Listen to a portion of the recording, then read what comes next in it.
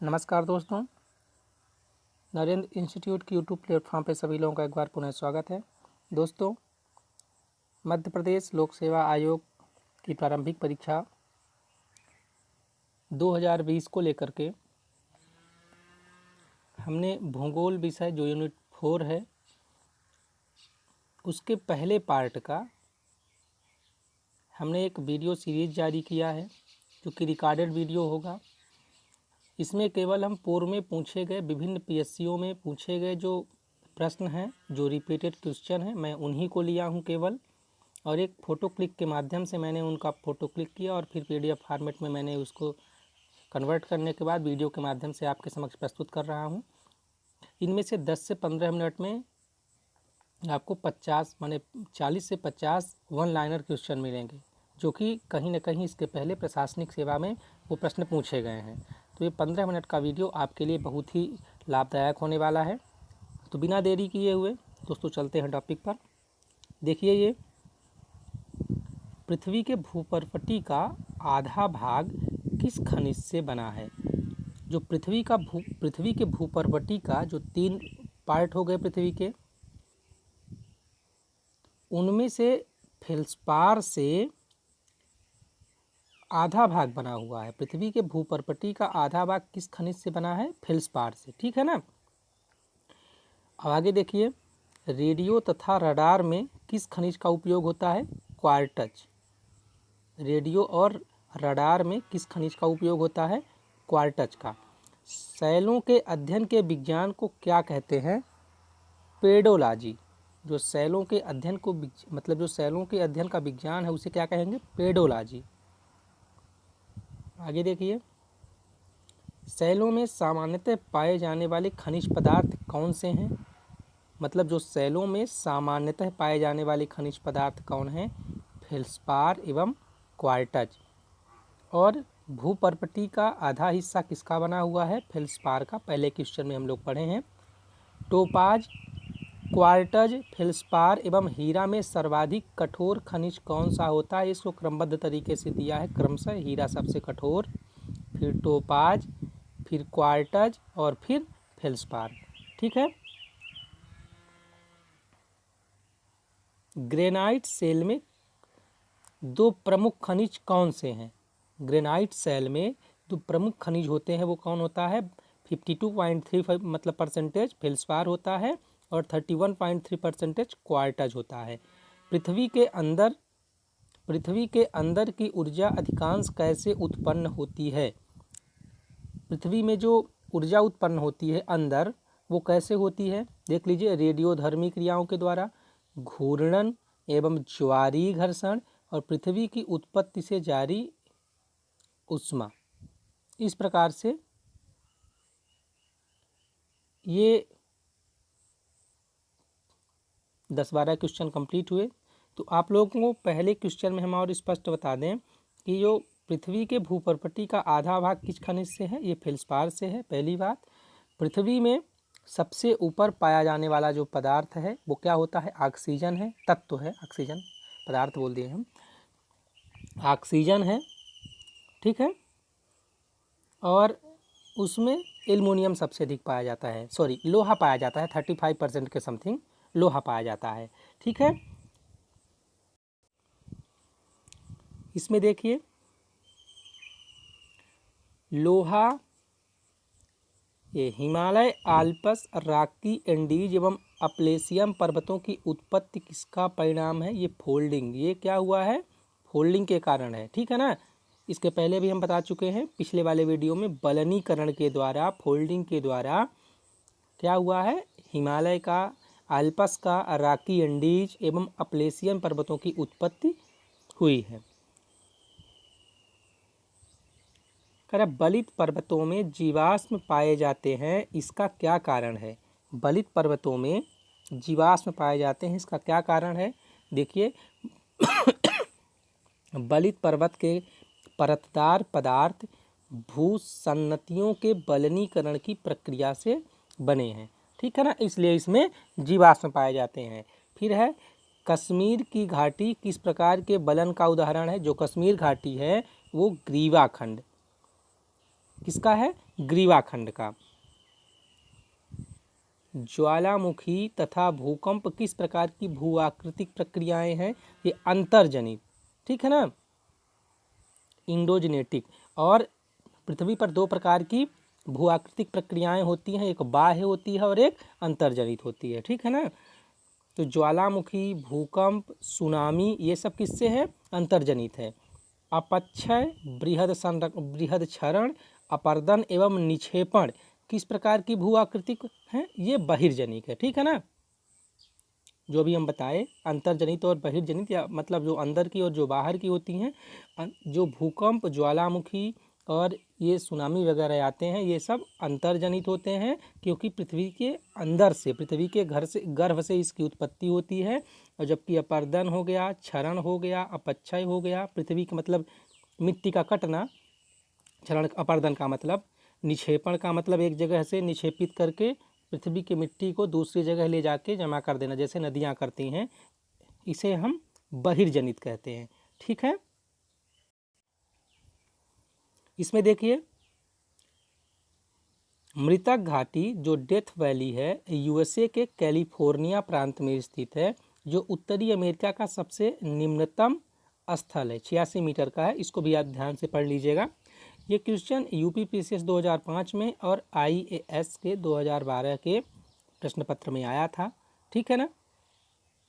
मृतक घाटी के विषय में बता रहा है कि मृतक घाटी कैलिफोर्निया प्रांत में स्थित है। यह कहाँ है? उत्तरी अमेरिका के कैलिफोर्निया प्रांत में है, जो कि सबसे निम्नतम स्थल है उत्तरी अमेरिका का। पंजशीर, ये पंजशीर अफगानिस्तान में अवस्थित है। पंजशीर घाटी कहाँ अवस्थित है? पूछ देता है क्वेश्चन में, पंजशीर घाटी कहाँ अवस्थित है? ये अफगानिस्तान में अवस्थित है।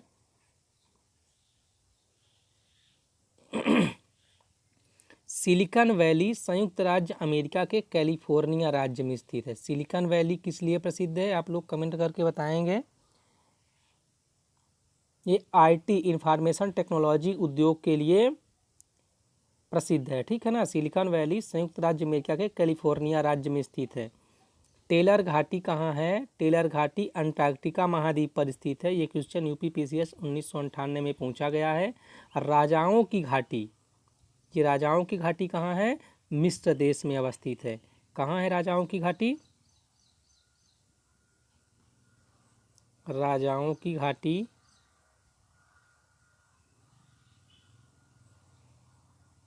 राजाओं की घाटी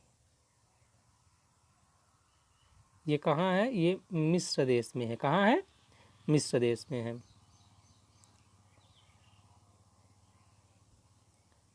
ठीक है दोस्तों। संयुक्त राज्य अमेरिका में कैलिफोर्निया क्षेत्र में स्थित मृत घाटी, जो पहले पढ़ चुके हैं, एवं दक्षिणी ऑस्ट्रेलिया की स्पेंसर की खाड़ी किसका उदाहरण प्रस्तुत करती हैं? रिफ्ट वैली हैं, ठीक है ना। ये भ्रंश घाटी हैं। एशिया का मृत सागर किस प्रकार की घाटी का उदाहरण है? रिफ्ट घाटी। तो एक बार अच्छे से आप लोग ध्यान रखिए कि कैलिफोर्निया की जो मृत घाटी है और एशिया की जो एशिया का जो मृत सागर है और ऑस्ट्रेलिया का स्पेंसर की जो खाड़ी है, ये किसका उदाहरण है? रिफ्ट घाटी का। संसार का सर्वाधिक विस्तृत ब्लैक पर्वत कहाँ है? ये क्वेश्चन आप अच्छे से पढ़िएगा, बहुत इंपॉर्टेंट है। मान लीजिए संसार का सर्वाधिक विस्तृत ब्लैक पर्वत कहाँ है? ये सियरा नेवादा, ये यूएसए में है, संयुक्त राज्य अमेरिका में। ये विश्व का सर्वाधिक विस्तृत ब्लैक पर्वत है। ब्लैक पर्वत में क्या होता है? इसके जो सतह होते हैं वो एकदम समतल होते हैं। संसार की सर्वाधिक लंबी रिफ्ट घाटी कौन सी है? ये पूर्वी अफ्रीका की महान रिफ्ट घाटी है, ठीक है ना। राइन नदी के रिफ्ट घाटी के दोनों ओर किन ब्लैक पर्वतों की अवस्थिति पाई जाती है? एक ओर बासजेस है तथा हार्ज पर्वत, और दूसरी ओर ब्लैक फॉरेस्ट तथा ओडेनबार्ड पर्वत है। ये ब्लैक फॉरेस्ट कहाँ पाया जाता है? ये जर्मनी में पाया जाता है, ठीक है, जर्मनी में अवस्थित है, पाया नहीं जाता है। भारत का सतपुड़ा पर्वत किस प्रकार का पर्वत है? ये ब्लैक पर्वत है। जो भारत का सतपुड़ा पर्वत है वो कौन सा पर्वत है? ब्लैक पर्वत है, ठीक है।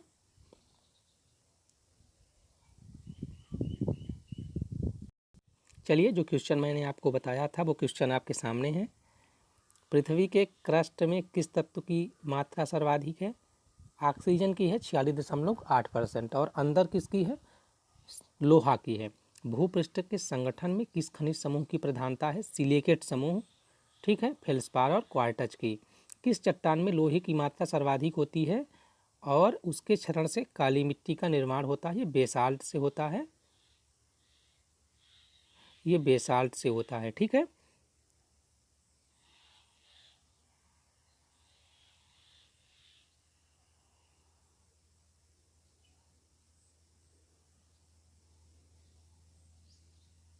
रुकिएगा थोड़ा सा। हाँ, चलिए, कह रहा है पैग्माटाइट किस प्रकार का चट्टान है तथा इसमें कौन सा खनिज पाया जाता है? ये आग्नेय चट्टान है और इसमें अभ्रक पाया जाता है, ठीक है ना। पैग्माटाइट में अभ्रक पाया जाता है। लावा के ठोस होने के फलस्वरूप पृथ्वी के अंदर निर्मित चट्टानों को क्या कहते हैं? प्लूटोनिक चट्टानें कहते हैं। वेरी इंपॉर्टेंट क्वेश्चन है ये। जब लावा ठोस होता है, कुछ लावा क्या होता है? बाहर निकल आता है, और कुछ लावा पृथ्वी के अंदर ही जो रह जाता है उसमें उससे किन चट्टानों का निर्माण होता है? प्लूटोनिक चट्टानों का निर्माण होता है, ठीक है। और अंतिम क्वेश्चन है, सड़कों के निर्माण में प्रयुक्त पत्थर प्रमुखतः होते हैं डोलोराइट, गेब्रो, ग्रेनाइट। ये आग्नेय चट्टान से प्राप्त होते हैं। कौन सा खनिज मृदा फास्फोरस का मुख्य स्रोत है? ये एपेटाइट है। एपेटाइट, कौन सा खनिज मृदा फास्फोरस का मुख्य स्रोत है? एपेटाइट। आगे देखते हैं, अम्लीय आग्नेय चट्टानों में सिलिका की मात्रा कितने प्रतिशत हो पाई जाती है? ये भी आप देखिए, ज्वालामुखी अम्लीय और क्षारीय दोनों प्रकृति के होते हैं। लावा जो ज्वालामुखी कहते हैं, ज्वालामुखी से निकलने वाला जो लावा है वो अम्लीय और क्षारीय दोनों प्रकृति के होते हैं। हम आगे के वीडियो में आपको दिखाएंगे इसके बारे में। ये 65 से 85% की। कांग्लोमेरेट कैसी चट्टान है? ये अपसादी चट्टान है। जो कांग्लोमेरेट चट्टान होती है वो कैसी है? अपसादी चट्टान है। क्वार्टज एवं क्वार्टजाइट किस प्रकार की शैलें हैं? ये क्रमशः आग्नेय और रूपांतरित। क्वार्टज है जो आग्नेय है और क्वार्टजाइट है वो रूपांतरित चट्टानें हैं। ये लोयस का अधिक विस्तार कहाँ पाया जाता है? ये उत्तरी चीन में पाया जाता है। जो लोयस का पठार है, बालू का पठार है। मकराना राजस्थान तथा भेड़ाघाट जबलपुर किसके लिए प्रसिद्ध है? संगमरमर। एमपीपीएससी के लिए तो क्वेश्चन बहुत ही इंपॉर्टेंट है। जैसे कई बार पूछा है कि संगमरमर की प्राप्ति कहाँ से होती है? सफ़ेद संगमरमर की प्राप्ति हमें भेड़ाघाट से होती है। कौन सा चट्टान सर्वाधिक कठोर होता है? क्वार्टजाइट। टिलाइट कैसी चट्टानें हैं? ये अवसादी चट्टानें हैं जो हिमानी निक्षेपण से निर्मित होता है, ठीक है। ये ग्रेनाइट और बेसाल्ट के विषय में बताया है, देख लेते हैं। ग्रेनाइट कठोर, क्रिस्टलीय, मोटे दाने वाली, हल्के रंग की चट्टानें होती हैं। ये पृथ्वी के गर्भ में विस्तृत आकार में पाई जाती है। ये आर्थोक्लेज, फेल्सपार, माइका, क्वार्टज तथा हार्नब्लैंड खनिजों से बनती है। और बेसाल्ट के विषय में देख लीजिए थोड़ा सा। ये महीन, दानेदार, गहरे हरे से लेकर काले रंग के होते हैं। नीले बेसाल्ट को ट्रैप कहते हैं। नीले बेसाल्ट को ट्रैप कहते हैं, अच्छे से पढ़ लीजिएगा। ये प्लेजियोक्लेक्स, फेल्सपार, ऑगाइट, मैग्नेटाइट से मिलकर बना होता है। सामान्यतः बेसाल्ट में क्वार्टज नहीं पाया जाता है। भारत के दक्षिणी भाग में बेसाल्ट खूब मिलता है। राजमहल का बेसाल्ट विख्यात है। किसका बेसाल्ट विख्यात है? राजमहल का। चलिए देखते हैं इसमें, खनिज तेल किन चट्टानों में पाया जाता है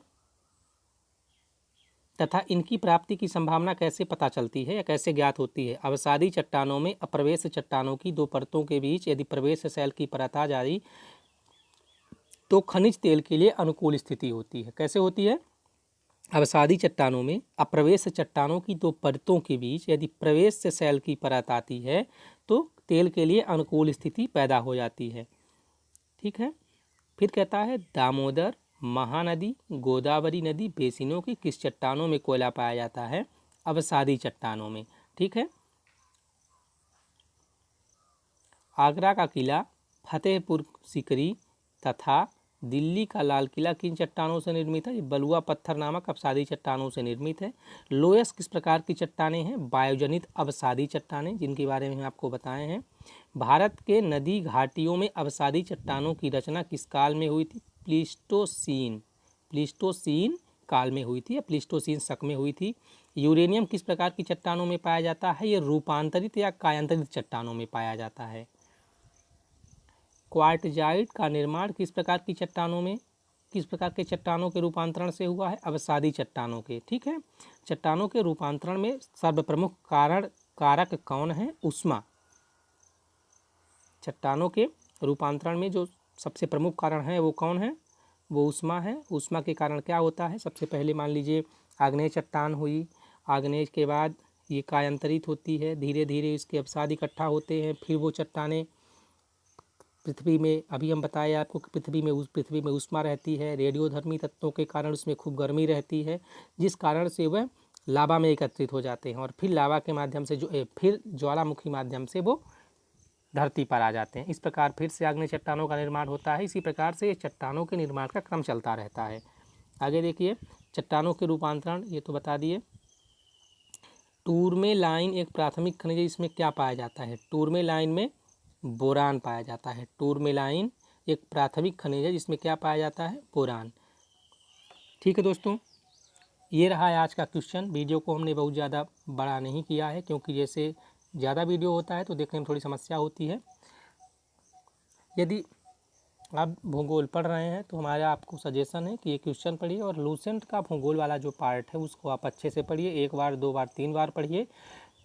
10 किताबों को अलग अलग 10 किताबों को पढ़ने से अच्छा ये है कि आप एक ही किताब को 10 बार पढ़िए, आपका जो डाउट है वो क्लियर हो जाएगा। और मेन जो 1 लाइनर क्वेश्चन है वो मैं आपको बता ही दे रहा हूँ यहाँ। तो ठीक है दोस्तों, यदि आपको वीडियो हमारा पसंद है तो प्लीज़ लाइक करिए। धन्यवाद।